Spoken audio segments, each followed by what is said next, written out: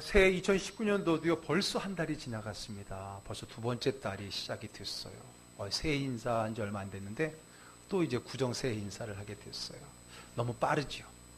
그런데 여러분, 2월은 더 빠릅니다.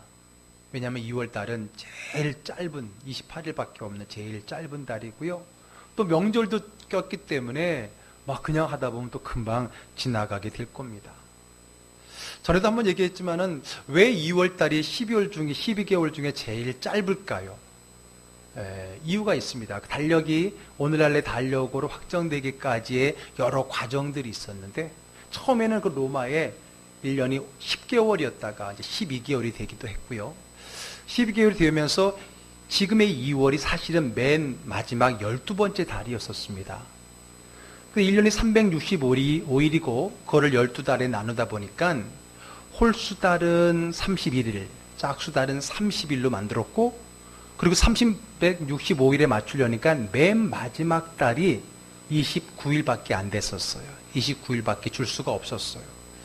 자, 그러다가 이제 로마의 그 초대 황제인 아우구스투스가 황제가 되면서 자기 생일이 있는, 지금으로 말하면 8월달, 지금으로 하면 8월달에 자기 생일이 있거든요. 그 8월달에다 자기 이름을 붙입니다. 아우구스투스. 영어로는 어거스트가 되는 거죠. 그리고 그 달이 30일이잖아요. 31일보다 하루 적은 달에서 내 황제가 있는 이 생일이 적으면 되겠느냐 해서 그 달을 31일로 만듭니다. 그래서 8월부터는 그 뒤로가 거꾸로 이제 짝수가 31일이 되고 홀수가 30일이 돼버려요. 그렇게 하다 보니까 하루가 많아졌어요. 366일이 됐잖아요. 그래서 하루를 빼야 되는데 또 어디서 빼요? 맨 마지막 달이었던, 지금의 2월이 맨 마지막 달이었다 그랬죠. 그 달에서 만만한 게 그 달이었죠. 그래서 29일이었던 그 달에서 또 하루를 빼버려서 28일이 된 거고요. 또 지나서 이제 옛날에 11월 달이 1월이 돼갖고 지금의 2월은 옛날에 마지막 달인데 지금 2월이 되었던 겁니다. 아주 그러한 역사적인 그러한 설명이 들어있는 것이 2월 달이에요.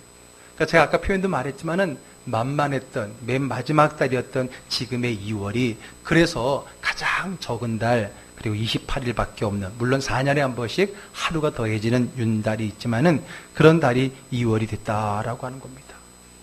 그러다 보니까 2월이 조금 안타깝게 느껴지지 않아요?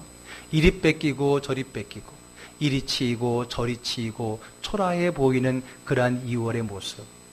혹시 그러한 2월의 모습을 통해서 자기 자신을 보고 있는 분들은 없습니까? 아, 그래, 나도 2월과 같아. 이리 치이고 저리 치이고 초라하고 힘들고 어려운 상황 속에 있는 자기 자신을 보면서 마치 달력의 가장 짧은 초라한 2월달과 같이 자기를 대입시키는 그런 분들도 있을 거라 생각됩니다. 그렇다면 그런 분들이 오늘 2월달에 새로운 주인공이 될 것입니다. 자, 우리는요, 지난 한 달, 1월달에는 도전 마가복음 읽기 해서 우리가 1월 한 달 동안 한번 마가복음 한번 충분히 30번 읽으면서 한번 빠져보자 했는데 많이들 읽어보셨어요? 네. 고개 숙이는 분들도 있는데 자, 우리 마가복음을 통해서 그 예수님의 그 드라마, 예수님이 주인공이 되신 그 역사적인 그리고 믿음의 이야기들 우리가 충분히 읽어보았는데, 전에도 말씀드렸지만은 복음서가 4개원이 있잖아요. 마태, 마가, 누가, 요한복음이 있는데 각각 예수님을 바라보는 관점이 조금씩 차이가 있다 그랬죠. 그 중에서 우리가 읽었던 이 마가복음은요, 예수님을 종으로 묘사합니다. 예수님이 종으로서, 섬기는 자로서, 낮은 자로서 우리를 섬기는 자로 이 땅에 오셨음을 강조한 것이 마가복음입니다. 그래서 마가복음에서 제일 중요한 그 마가복음의 특징을 살린 성경 구절을 찾으라 그러면은 10장 45절을 찾습니다. 한번 다 같이 한번 읽어볼까요? 인자가 온 것은 섬김을 받으려 함이 아니라 도리어 섬기려 하고 자기 목숨을 많은 사람의 대속물로 주려 함이니라. 예, 인자가 온 것은 섬김을 받기 위해서가 아니라 섬기려 하고, 더 나아가 자기 목숨을 대속물로 주기 위해서 우리 가운데 오셨다라고 마가복음은 우리에게 강조해주고 있습니다. 여러분, 예수님이 어떤 분입니까? 하나님이시고 하나님의 아들이시거든요. 그분은 우리 모든 피조물의 찬양과 예배와 섬김을 받기에 합당하신, 충분하신 분입니다만, 그분은 그 섬김 받는 자리를 버리시고요, 오히려 우리를 섬기기 위해서 낮은 자의 모습으로 이 땅에 오셨다는 거예요. 자, 그러면 예수님께서 누구를 섬겨주셨나요? 누구를 섬겨주셨나요? 누가 보기에도 섬김받기에 합당한 왕이라든지 높은 자리에 있는 사람들입니까? 아닙니다. 예수님께서 이 땅에 오셔서 섬겼던 많은 사람들의 대부분은 오히려 세상에서 섬김받기 힘든 사람들, 낮고 천한 사람들, 병든 자, 사람들에게 손가락을 받는 죄인들이 주로 예수님의 섬김의 대상이었습니다. 누가 봐도 저 사람은 섬김을 받을 사람이 아니야 라고 했던 낮고 천한 자, 병든 자, 죄인들, 그런 사람들, 그들을 예수님은 섬기셨다라고 하는 거예요. 누가 봐도 그 사람들은 섬김의 대상이 아닙니다. 오히려 차별과 냉대, 심지어는 저주의 대상들이었습니다. 그러나 예수님께서는 바로 그들을 섬겨주셨고 나아가서 그들의 친구가 되어주셨어요. 오죽했으면 바리새인과 서기관들이 이것을 문제 삼으면서 예수님을 이렇게 말씀을 합니다. 자, 마가복음 2장 17절 읽어볼게요. 예수께서 들으시고 그들에게 이르시되 건강한 자에게는 의사가 쓸데없고 병든 자에게라야 쓸데있느니라. 나는 의인을 부르러 온 것이 아니요 죄인을 부르러 왔노라 하시니라. 예. 오히려 내가 온 목적이 하도 서기관과 바리새인들이 예수님들이 늘 손가락질 받는 사람들과 어울리니까 그것에 대해 비판을 하니까 하신 말씀이에요. 의사는 건강한 사람한테 필요한 게 아니라 병든 사람에게 필요하다. 나는 의인을 부르러 온 것이 아니라 죄인을 부르러 왔다. 그러므로 내가 너희들이 말하는 죄인, 너희들이 말하는 병든 자, 그들과 더 가까울 수밖에 없지 않느냐라고 말씀을 하셨던 겁니다. 그렇습니다. 우리 예수님은요, 섬기는 종이시고 죄인들의 친구며 그리고 낮은 자의 하나님이십니다.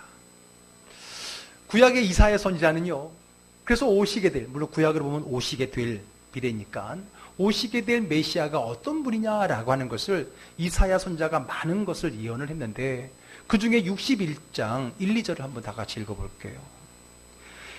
주 여호와의 영이 내게 내리셨으니 이는 여호와께서 내게 기름을 부으사 가난한 자에게 아름다운 소식을 전하게 하려 하심이라.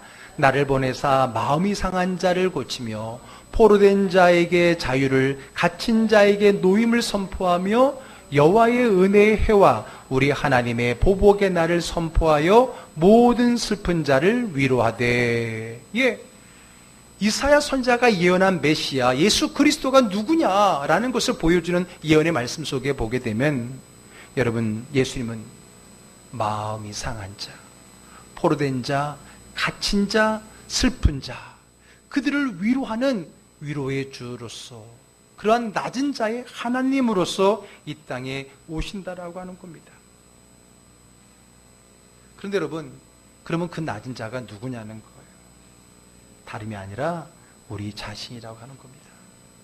앞에도 말씀드린 것처럼 꼭 2월처럼, 2월달, 짧은 달, 초라한 달 2월처럼 정말 낮고 천하고 초라하고 힘들고 어려운 우리의 마음이 다름 아닌 낮은 자의 마음이라는 거죠. 오늘의 삶의 현장에서 힘겹게 살아가고 있는 우리가 바로 낮은 자라고 하는 거예요. 그래서 이번 2월의 설교 주제가 낮은 자의 하나님입니다. 그리고 그 낮은 자의 하나님은요, 마음이 상한 자를 고치며 포로된 자에게 자유를, 갇힌 자에게 노임을, 그리고 슬픈 자에게 위로를 전하시는 하나님이시라고 하는 겁니다.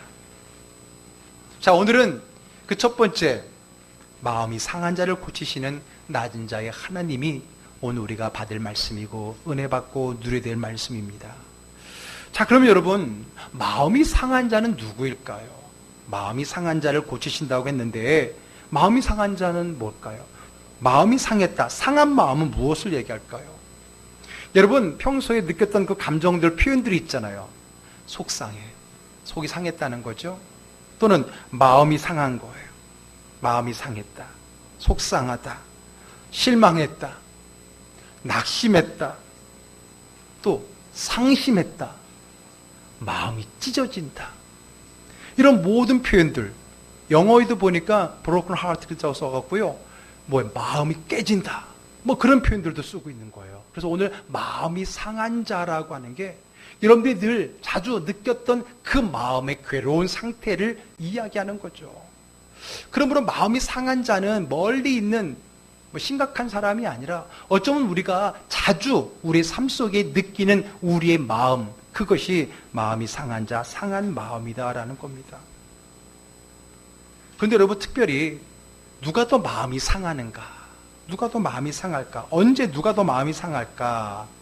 특히 어떤 사람이나 어떤 일에 그 기대감대로 되어지지 않았을 때에 낙심하고 절망하고 더 마음을 상심하게 되어지죠.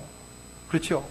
더 특별히 내가 노력했거나 특별히 내가 더 기대를 가졌던 일이 내 기대대로 되지 않는다던가 내 노력대로 되지 않았을 때 오는 그 상실감, 마음의 상함은 분명히 더 클 거라고 생각이 됩니다. 그렇죠? 믿었던 가까운 사람이 나를 배신한다든지 내가 최선을 다해서 한 일인데 결과가 좋지 않았을 때 이런 마음의 상처는 그만큼 기대감만큼 노력한 만큼 오히려 더 많이 커지는 것을 우리가 삶에 느낄 수가 있습니다. 자, 오늘 본문에도요, 그런 마음의 아픔과 상실감을 가졌던 한 사람이 등장을 하는데 그 사람은 다름이 아니라 바로 위대한 전도자 바울 사도입니다. 아니, 그렇게 믿음 좋고 위대하고 능력을 많이 행했던 그 바울도 상심하고 마음이 상할 때가 있나요? 물론입니다. 물론입니다. 모든 사람은 다 상실할 수 있고 상심할 수 있고요, 상처 입을 수 있는 연약한 인간들이라고 하는 겁니다. 아니, 오히려 바울과 같이 열심히 있고 또 열심히 한 사람들에게 그 상실감은 더 클 수 있어요. 아까도 말씀드렸죠. 오히려 기대가 크고 노력한 것이 많을 때, 그것에 부응하지 못할 때 그 상실감은 더 크다라고 하는 거예요. 학생들도요, 마음 잡고 공부 열심히 했는데 성적이 안 좋으면 그때 마음에 상처가 되고 상실감이 오는 거예요. 아예 공부를 안 한 친구는요, 상실감도 없어요. 그렇죠? 여긴 그런 친구들은 없나요? 네. 그래도 열심히 공부하고 노력한 친구가 그 결과에 대해서 그런 마음도 있지, 노력 안 한 친구는 별로 상실감도 없어요. 그만큼 바울 사도가 열심으로 주를 위해 헌신하고 봉사하고 또 헌신했다라고 하는 것은 그만큼 상실감도 클 수 있다라는 것을 말해주는 겁니다. 자, 오늘 본문은요, 이 바울 사도가 고린도 교회에 보내는 두 번째 편지입니다. 그래서 고린도 후서잖아요.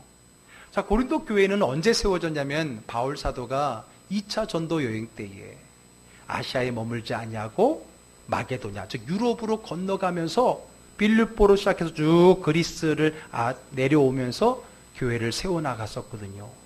그래서 아덴, 지금의 아테네죠. 아테네에서 복음을 전하다가 그 다음에 아테네 밑에서 내려와서 이 고린도에 도착해서 복음을 전했었습니다.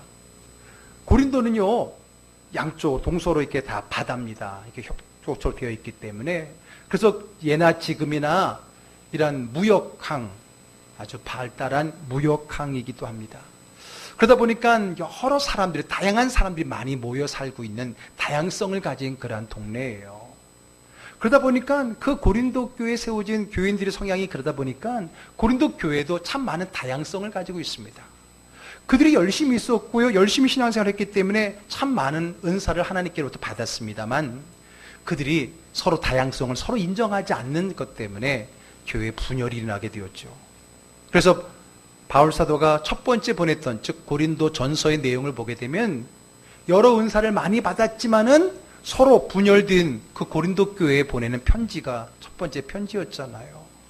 은사로 분열될 뿐만 아니라 이제는 자기들이 누구에게 은혜를 받았느냐를 가지고도 분열이 됩니다.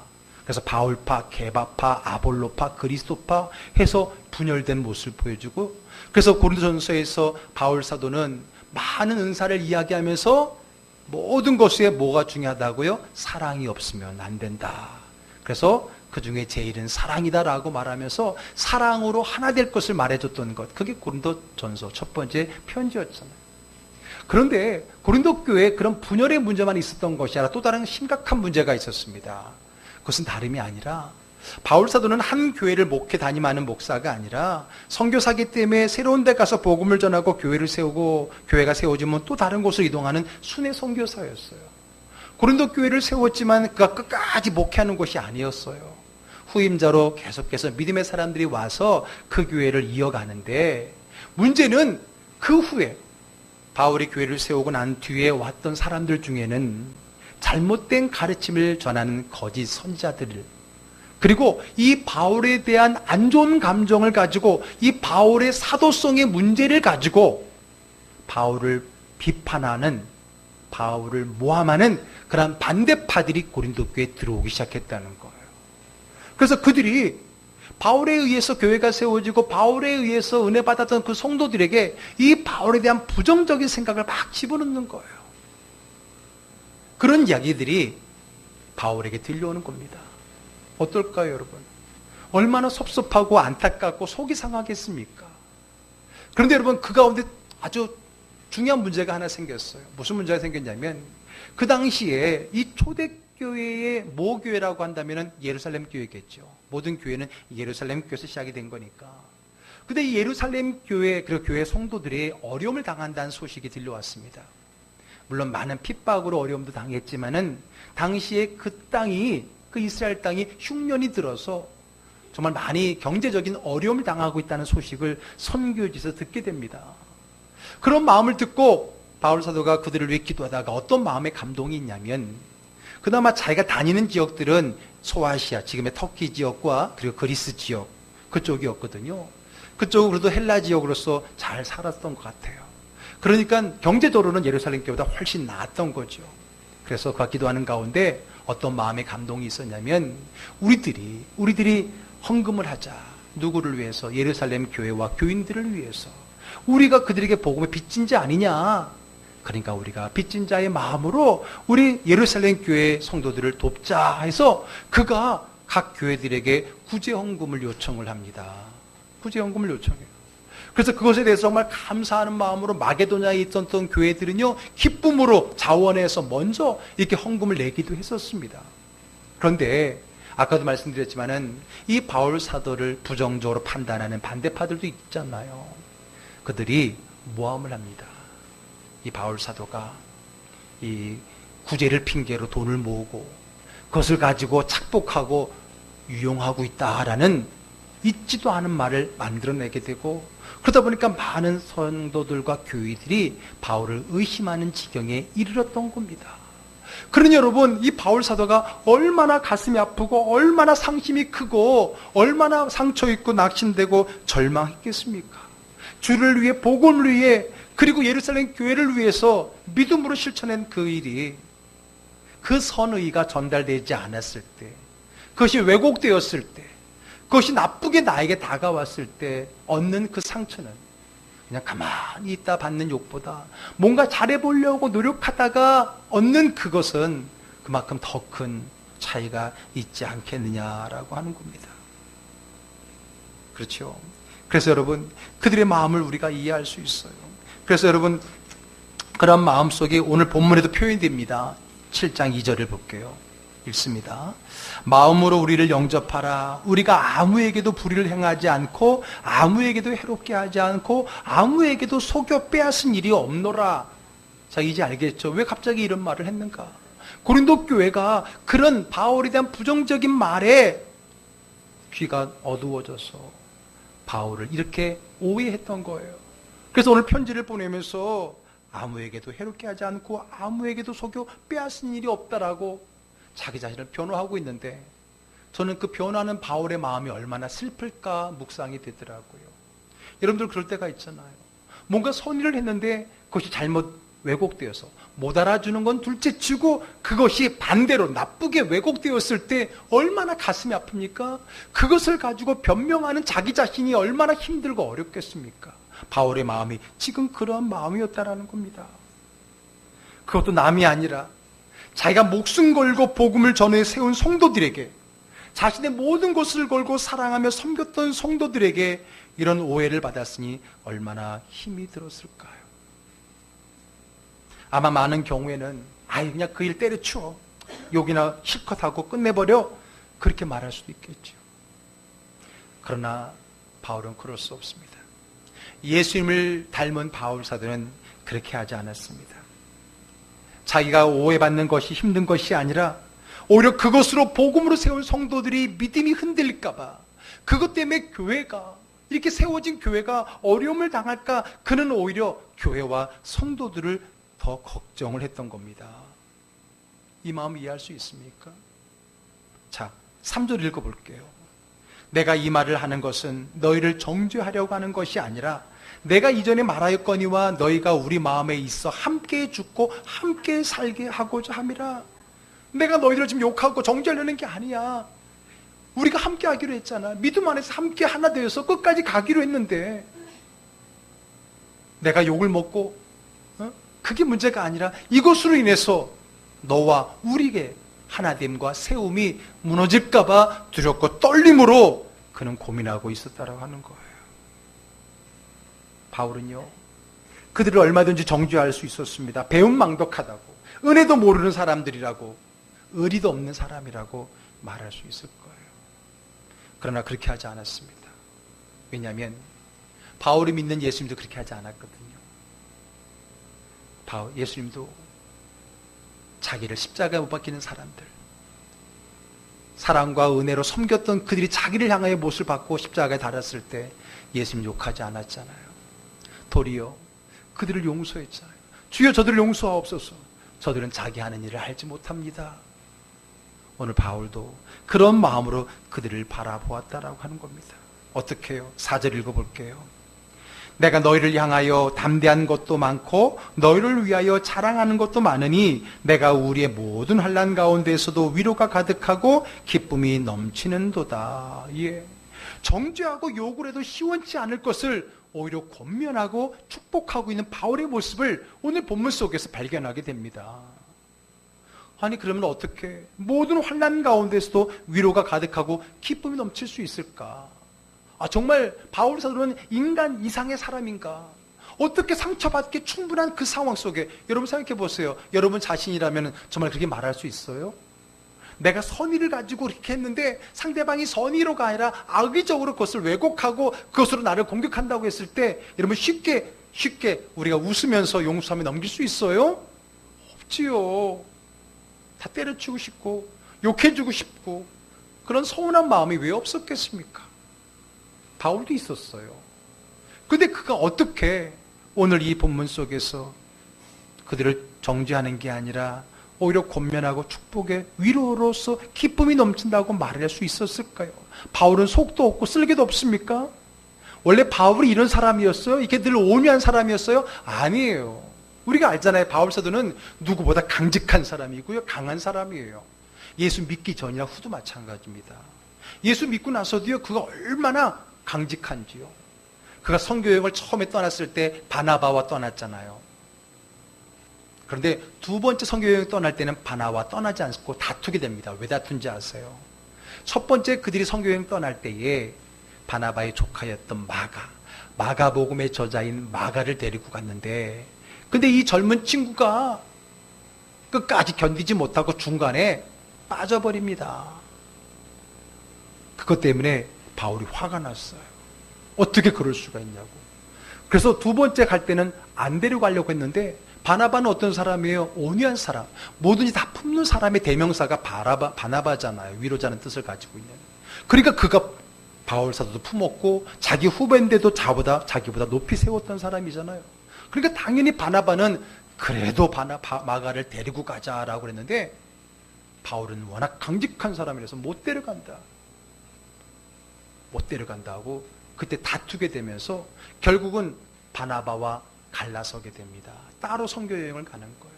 바나바는 마가와 가게 되고 바울은 실라와 가게 되는 거예요. 2차 전도여행은. 그랬던 그였습니다. 그도 강직한 사람이에요. 그런데 그가 어떻게 그렇게 모함을 받는 그 자리에서 그 성격 급하고 강직한 사람들 그 못 견뎌내잖아요. 막 속이 타고 막 화가 나고 막 그런 사람인데도 불구하고 어떻게 오늘 성경에 위로가 가득하고 기쁨이 넘친다고 말할 수 있었을까? 사실 그도 두려움이 있었어요. 솔직히 고백합니다. 그 다음 절에 보게 되면 5절 읽어볼게요. 우리가 마게도냐에 이르렀을 때에도 우리 육체가 편하지 못하였고 사방으로 환난을 당하여 밖으로는 다툼이요 안으로는 두려움이었도다. 여러분, 이 한마디 속에 사실 그도 정말 두려움과 그리고 많은 갈등의 문제들 속에서 힘겨워하고 있는 그 인간적인 모습을 우리가 5절을 통해 보게 된다는 거예요. 그러나 지금 이 문제를 해결해 가는 그 길 중에서도 그런 낙심과 두려움이 있었습니다. 그러나 6절 보세요. 읽습니다. 그러나 낙심한 자들을 위로하신 하나님이 디도가 오므로 우리를 위로하셨으니. 아멘. 자, 자기에게도 힘들고 어려운 시기 있다는 거고요. 그도 힘들고 어려웠고 속상하고 정말 힘들었다는 거예요. 그런데 오늘 표현해 보세요. 사실 바울 사도는 고린도 교회에 가면 제일 좋겠지. 내가 가서 직접 말하고 내가 보면 충분히 해결될 수 있겠는데 상황이 고린도 교회를 갈 수 있는 상황이 아니었어요. 그래서 어떻게 했냐면 자기가 신뢰하는 디도라고 하는 사람을 편지를 써서 보냅니다. 디도를 고린도 교회에 보냈어요. 보내고도 여러분 마음이 그렇지 않겠어요? 그들이 디도를 잘 받아줄 건지, 내 편지를 잘 받아줄 건지. 근데 때마침 마게도냐에서 그 디도와 만나기로 했는데 디도가 오지를 않는 거예요. 고린도 교회에 간 디도가 늦는 거예요. 여러분, 늦으면 더 어떻겠어요? 마음이 급한 사람은 여러 가지 많은 상상을 하게 됐죠. 왜 늦지? 왜 늦지? 고린도 교회에서 디도를 핍박하고 있나? 내가 전하는 편지가 제대로 그들 마음속에 전달되지 않았나? 막 그런 온갖 생각들로 말미암아 더 힘든 마음이 더 힘들고 어려웠지 않겠습니까? 그 기다리는 시간 동안에 아마 여러분들 그거 기다려봤다면 그 마음 이해할 수 있을 거예요. 지금 마게도냐에서 그 디도를 기다리고 있는데 오지 않는 디도 때문에 더 그들의 마음이 힘들었다라고 하는 거예요. 그러다가 드디어 디도가 늦게나마 오게 되는데 디도가 오므로 우리가 위로를 받았다는 거예요. 그러면 디도가 우리를 위로한 겁니까? 물론 디도로 말미암아 그 위로를 받게 되었지만 그 위로의 주체는 누굽니까? 누구라 그랬어요? 낙심한 자들을 위로하시는 누구라고요? 하나님. 그 낙심한 자들 상한 마음을 늘 치유하시고 싸매시고 위로하신 그 하나님께서 낙심해 있던 상처받고 힘들고 괴롭고 두려워했던 나를 향해 디도를 보내주심으로 우리를 위로했다라고 고백하고 있는 겁니다. 그렇죠. 오늘 이 바울 사도의 이 위로받은 마음을 우리는 이 안에서 충분히 느낄 수가 있습니다. 7절 읽어볼게요. 그가 온 것뿐 아니요 오직 그가 너희에게서 받은 그 위로로 위로하고 너희의 사모함과 애통함과 나를 위하여 열심히 있는 것을 우리에게 보고함으로 나를 더욱 기쁘게 하였느니라. 예, 앞에 나와 있는 위로와 기쁨은 그냥 주어진 것이 아니었습니다. 하나님께서 디도를 보내심으로 우리에게, 자기 자신에게 위로와 기쁨을 주셨다라고 말하는 거예요. 너무나 감사한 것은 디도가 가져온 대답이 고린도 교인들이 충분히 내 마음을 이해하고 오히려 그들이 바울 사도에게 용서를 구하고 있습니다. 이제 전적으로 당신을 신뢰한다고 합니다. 그 마음을 담아왔습니다라는 말을 들었을 때 그 힘들었던 마음이 한순간에 녹아지는 그런 은혜의 경험을 하지 않았겠습니까? 누가 하셨어요? 하나님. 그 하나님이 어떤 하나님이라고요? 낙심한 자를 위로하시는 하나님이라고 하는 겁니다. 디도가 옴으로써 위로를 받았다는 거예요. 디도 때문이 아니에요. 하나님이 디도를 보내셔서 위로한 거예요. 저도 목회하면서 그런 경험 많이 해요. 하나님께서 정말 힘들고 어려운 낙심할 때, 아까도 말했죠? 낙심은 열심히 한 자가 얻게 되는 상처일 수 있다고요. 열심히 하고 헌신하고 모든 걸 쏟아부었을 때에 그거대로 되지 않고 오히려 그 반대의 모습을 보았을 때에 오는 사역자의 상처일 수 있다는 거예요. 그럴 때 하나님께서는 저에게도 디도를 보내셔서 하나님이 위로하시는 것을 제가 목회 경험 속에 얼마나 많이 경험했는지 모릅니다.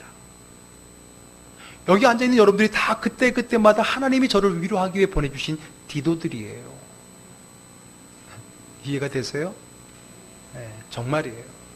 정말 낙심하고 절망하고 넘어져서 한 걸음도 나아갈 수 없이 힘들어할 그때에 하나님이 여러분들을 저에게 보내주시고 즐거운 교회 보내주시면서 위로하셨던 그 하나님의 위로가 우리 즐거운 교회도 있었고 저에게도 있었고, 그런 면에서 여러분들은 오늘 본문의 디도와 같은 분들이었다는 거예요.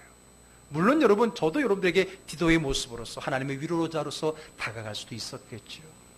여러분, 이것이 우리가 함께 신앙생활하는 이유 아닙니까? 이것이 우리가 힘들고 어렵고 상처 입는 일이 많음에도 불구하고 끝까지 주의 전에 함께 모여 예배드릴 수 있는 그 이유가 아니겠습니까?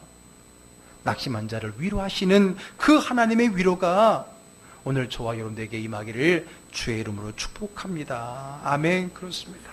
오늘 고린도 교회인들의 그 이야기를 디도를 통해 전해 들음으로써 조금 전까지 막 답답하고 힘들고 두렵고 어려웠던 그 바울이 마음이 녹아지게 되고요, 두려움이 한순간 사라지게 되는 겁니다.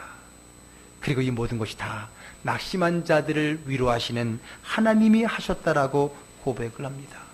누가 낙심했었어요? 바울 사도가 낙심했었어요. 그럼 누가 위로했어요? 하나님이 위로하셨습니다. 그렇습니다.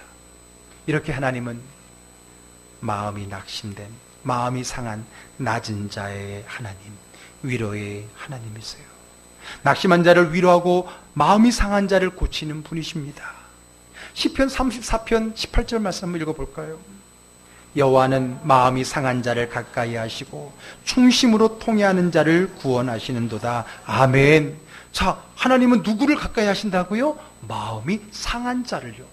여러분, 그 말은 뭐예요? 내가 마음이 상해 있을 때 우리 주님이 가장 가깝게 다가오신다는 거예요. 여러분, 내가 마음이 상하고 힘들고 어려울 때 죄송합니다만 가장 가까운 사람도 내 곁에 없을 때가 많아요. 아니, 오히려 가장 가까운 그 사람 때문에 내가 낙심되고 마음이 상할 때가 많아요. 그러나 그때에 우리 하나님은 가장 가깝게, 가장 빠르게 나에게 찾아오시는 분임을 믿으시기 바랍니다. 여러분, 우리 신앙을 사용하리 우리의 삶의 주인 유익이 뭘까요?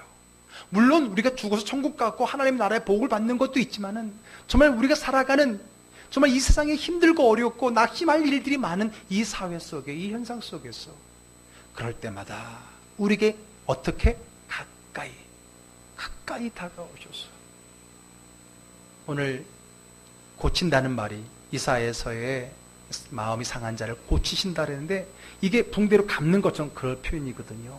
감아주시는 거예요. 주님의 두 팔로 우리를 안아주시고 싸매어 주시는 겁니다. 여러분, 인생을 살아가면서 내 안에 얼마나 많은 상처가 많겠어요. 그 상처는 대부분 가까운 사람들이 주는 상처들 있잖아요. 그러니까 상처일 거고요. 그러나 그 상처를 싸매어 주시는 분이 우리 하나님이십니다. 아멘. 그 상한 마음을 고치시는 분이 하나님이십니다. 그러므로 여러분들이 하나님을 통해, 믿음을 통해, 이 예배를 통해서 그 마음을 위로받고 싸매임을 받는 그 은혜가 우리의 가운데 경험되어져야 되는 것입니다.